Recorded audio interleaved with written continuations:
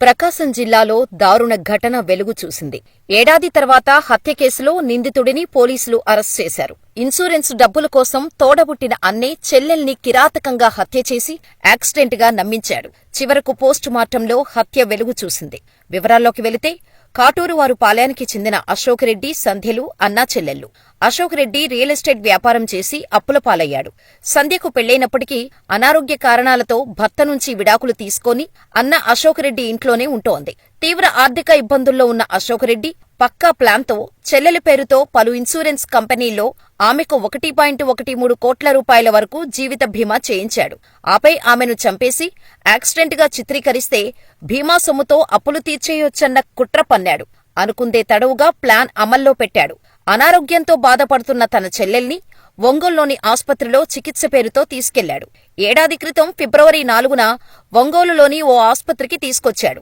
తిరిగి స్వగ్రామం కనిగిరి మండలం పునుగోడుకు వచ్చే క్రమంలో దారి మధ్యలో చెల్లెలు సంధ్యకు మత్తుబిళ్లలు ఇచ్చి అపస్మారక స్థితికి వెళ్లేలా చేశాడు. అనంతరం మార్గమధ్యంలో పొదిలి మండలం కాటూరువారిపాలెం దగ్గర కారును చెట్టుకు ఢీకొట్టి యాక్సిడెంట్ అయినట్టు మభ్యపెట్టాడు.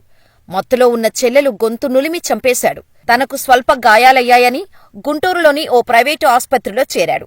అయితే హత్య జరిగిన తర్వాత ఆ విషయాన్ని అశోక్ స్నేహితుడు మాలకొండారెడ్డితో చెప్పాడు. మత్తుమందు ఇచ్చినట్టు పోస్టుమార్టం నివేదికలో తెలిస్తే దొరికిపోతావని మాలకొండారెడ్డి అశోక్కి సూచించాడు. దీంతో అశోక్ పొదిలి ఆస్పత్రిలో పనిచేసే యూసఫ్తో మాట్లాడి శవపరీక్ష కోసం సీజ్ చేసిన సంధ్య అవయవాలను మార్చేశాడు. దీనికి అతనికి 3 లక్షల రూపాయలు ఇచ్చాడు. అనుకున్న ప్రకారం సంధ్య అవయవాలను మార్చి రిపోర్టు పంపేలా చేశాడు. అయితే ఈ అవయవాల రిపోర్టుని ఇచ్చేందుకు కొన్ని అనుమానాలు ఉన్నాయన్న కారణంగా వైద్యులు తాత్సారం చేశారు.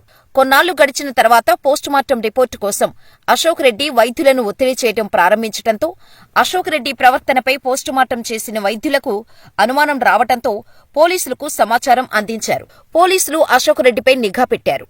అశోక్ రెడ్డికి తెలియకుండా విచారణ ప్రారంభించారు. పోలీసుల విచారణలో అశోక్ రెడ్డి ఉద్దేశపూర్వకంగా బీమా డబ్బుల కోసం చెల్లెల్ని హత్య చేసినట్టు తేలటంతో అశోక్ రెడ్డిని అదుపులోకి తీసుకున్నారు. అశోక్ రెడ్డికి సహకరించిన అతని స్నేహితుడు మాలకొండారెడ్డి, లంచం తీసుకున్న ఆస్పత్రి ఉద్యోగి యూసఫ్ల కోసం గాలిస్తున్నారు.